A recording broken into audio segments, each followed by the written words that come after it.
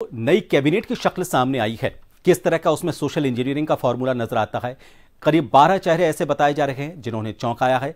JDU और उसके अलावा अगर हम बीजेपी की बात करें या फिर जो सहयोगी संगठन रहे हैं उस पूरे गठबंधन के, उनमें से किस किस को शामिल किया गया है, क्या समीकरण साधने की कोशिश की गई है, इन सभी को लेकर बात करेंगे। बिहार के पटना से हमारे साथ वरिष्ठ पत्रकार डॉक्टर शोभित सुमन जी हमारे साथ लाइव जुड़ चुके हैं। शोभित जी, इंतजार था, पूरा हो गया। इंतजार इस बात का ज्यादा था कि नीतीश कैबिनेट में कौन कौन से चेहरे शामिल किए जाएंगे। आपने इनको लेकर खुलासा भी कर दिया था, जो ऑफिशियल खुलासा होता है बीजेपी का या जेडीयू का उससे पहले ही, और वही सारा का सारा पूरा मंत्रिमंडल वही आया। किस तरह की सोशल इंजीनियरिंग इसमें नजर आती है? कुछ नाम चौंकाने वाले भी हैं, उसको लेकर मैं बाद में आपके पास आऊंगा, लेकिन जो यहां पर अगर हम जातिगत समीकरण देखें या फिर पार्टियों के हिसाब से अगर हम उसमें जो बैलेंसिंग है, वहां पर जो अनुपात है वो देखते हैं, तो क्या चीज निकलकर सामने आती है?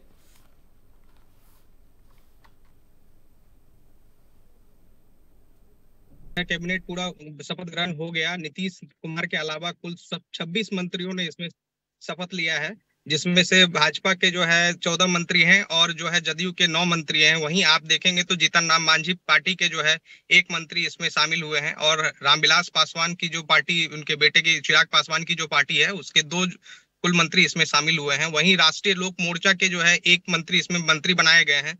सबसे हैरान करने वाली जो इसमें थी ये कि राष्ट्रीय लोक मोर्चा के जो उपेंद्र कुशवाहा हैं, उन्होंने ट्रम्प कार्ड खेला है।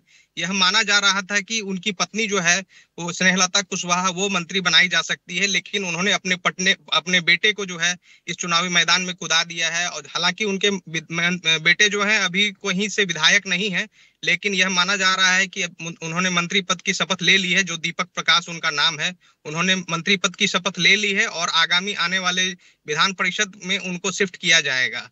वहीं इसमें इस शपथ ग्रहण में यह देखना होगा कि जिस परिवारवाद का आरोप जो है एनडीए पर लग रहा था, उस तरह से उपेंद्र कुशवाहा ने अपने बेटे को लॉन्च कर दिया है चुनावी राजनीति में।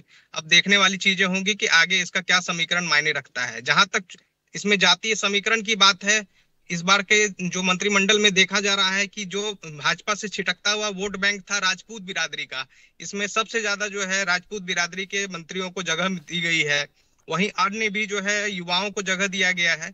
आप देखेंगे कि जमुई से जो विधायक रही हैं श्रेयसी सिंह, और चाहे दीपक प्रकाश हो, ऐसे ही जो भाजपा ने जो है 3-4 मंत्रियों को, इसमें पुराने मंत्रियों को रिपीट किया है। वहीं नए मंत्रिमंडल में जो है काफी सारे नए चेहरे देखने को मिल रहे हैं, जहां अलग अलग क्षेत्र से जो है इसमें नेताओं को जो है शामिल किया गया है और उन्हें मंत्रिमंडल में जगह दी गई है। जी जी, कुछ नाम ऐसे हैं जो बड़े चौंकाने वाले हैं। श्रेयसी सिंह की बात करें या फिर और दूसरे नामों की बात करें, ये क्या इसका कारण हो सकता है? क्योंकि कई चेहरे ऐसे भी हैं जो अप्रत्याशित थे, पहली बार चुनावी मैदान में थे, उनका बहुत ज्यादा पुराना सियासी इतिहास भी नहीं है, लेकिन उनको इसमें शामिल किया गया। कई चेहरों को इसमें शामिल किया गया है। जहां भाजपा से जो है आप देखेंगे तो कई नाम को इसमें रिपीट किया गया है। जो पथ निर्माण मंत्री थे मंगल पांडे को इसमें रिपीट किया गया है। उसके अलावा जो है पथ निर्माण मंत्री नितिन नवीन थे, उनको इसमें रिपीट किया गया है। वहीं जो है प्रेम कुमार को जो है बात चल रही है कि स्पीकर बनाने के लिए उनका नाम सबसे आगे है अभी। वहीं अन्य कई चेहरे जो है इसमें जो है नए चेहरे को इसमें शामिल किया गया है। वहीं जदयू की जो लिस्ट है उसमें लगभग सारे पुराने चेहरे ही शामिल किए गए हैं। ऐसे में यह देखना होगा कि जिन नेताओं पर प्रशांत किशोर ने आरोप लगाए थे, उनमें से कुछ नेताओं को इसमें हटा दिया गया है। उनपे भ्रष्टाचार का आरोप लगा हुआ था, जैसे जीवेश मिश्रा पर जो है प्रशांत किशोर ने प्रेस कॉन्फ्रेंस करके आरोप लगाए थे, उनका नाम मंत्रिमंडल में नहीं दिखाई पड़ रहा है। वहीं कई नए चेहरे इसमें दिखाई पड़ रहे हैं। अब आने वाले समय में जो जातीय समीकरण साधने की कोशिश एनडीए द्वारा की गई है, वो कितना सफल हो पाता है आने वाले जो है यहाँ पर चुनावी राजनीति में, वह देखने लायक होगा। जी डॉक्टर साहब, नड्डा पहुंचे और उनके अलावा अमित शाह पहुंचे एक दिन पहले और मुलाकात की थी उन्होंने नीतीश कुमार से। क्या लग रहा है कि कैबिनेट की शक्ल तो सामने आ गई, लेकिन अभी वहां पर विधानसभा का जो मुखिया कौन होगा, उसका जो नेतृत्व कौन करेगा, उसको लेकर लग रहा है अभी भी संशय बना हुआ है, या जो मुलाकात हुई है उसमें किसी न किसी फॉर्मूले पर बात हो गई? क्योंकि एक नाम को लेकर आपने भी जिक्र किया कि हो सकता है कि उन्हें जिम्मेदारी सौंपी जाए, लेकिन अभी जो पेच फंसा हुआ है, क्या अभी भी फंसा हुआ ही आपको नजर आ रहा है, या आज जो मंत्रिमंडल की आप शक्ल देख रहे हैं उससे कुछ इशारे मिलते हैं कि क्या इसका समाधान हो सकता है जब नाम का खुलासा होगा? जी, अभी तक तो कोई पेच फंसा हुआ नजर नहीं आ रहा है। मुख्यमंत्री नीतीश कुमार ही अभी आगे कंटिन्यू रहने वाले हैं मुख्यमंत्री के पद पर, खास करके जब तक बंगाल का चुनाव नहीं हो जाता है तब तक नीतीश कुमार विधानसभा अध्यक्ष को लेकर मैं आपसे जानना चाह रहा था। सेहत बिगड़ती है जी, या कोई नई, अच्छा जी, विधानसभा अध्यक्ष में जो है वो विधानसभा अध्यक्ष में अभी श्रवण कुमार का ही नाम आगे चल रहा है। इसके अलावा जो कटिहार से विधायक हैं तारकिशोर प्रसाद जी, उनका भी नाम इसमें चल रहा है। लेकिन यह उम्मीद जताई जा रही है कि विधानसभा अध्यक्ष जो है वो भाजपा की कोटे से ही होगा, और विधानसभा अध्यक्ष के अलावा जो है आप गृह विभाग जो है वह जदयू के पास ही जाता हुआ नजर आ रहा है। आज देर शाम तक सभी विभागों का बंटवारा कर दिया जाएगा। उसके बाद जो है आगे जातीय समीकरण को भी साधने की पूरी कोशिश इसमें की गई है। आगे देखने पर पता चलेगा कि क्या चीजें सामने आती है। जी डॉक्टर साहब, एक आखिरी सवाल। अब देखिए, मंत्री बन चुके हैं, लेकिन विभागों के बंटवारे को लेकर आपने बात की, शाम तक खुलासा होगा।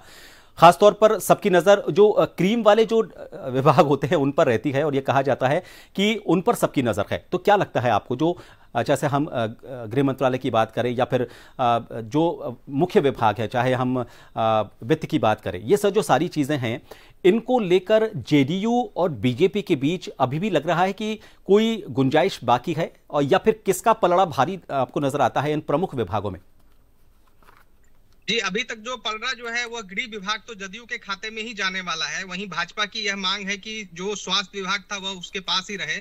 इसके अलावा जो शिक्षा विभाग है वह भाजपा अपने कोटे में लेना चाह रही है, क्योंकि बिहार में शिक्षा पर काफी सुधार होने हैं। और पिछले बार के में जो है शिक्षा मंत्री जो दो लोग रहे थे, चंद्रशेखर कुमार और सुनील कुमार, वो काफी विवादों में रहे थे। खास करके चंद्रशेखर कुमार अपने विवादों के कारण, बयानों के कारण काफी विवाद में रहे थे। हालांकि वो आरजेडी कोटे से मंत्री थे, लेकिन जो है सुनील कुमार की छवि ऐसी थी कि वो जो निरंतर काम चल रहे थे उसके अलावा उनकी कोई काम नहीं उनके द्वारा किया जा रहा था। तो ऐसे में यह देखा जा रहा है कि भाजपा इन दो विभागों को लेकर अपना दांव खेल रही है, और इन दो विभागों को वह अपने पास ही रखना चाहेगी। इसके अलावा जो है अन्य जो विभाग है, पथ निर्माण विभाग है, वह भाजपा के कोटे में ही जाएगा। और यह देखा जाएगा कि जो प्रदेश अध्यक्ष थे यहाँ के, जो दिलीप जायसवाल जो है, उनको भी इस बार मंत्री बनाया गया है। तो दिलीप जायसवाल को कौन सी जिम्मेदारी दी जाती है?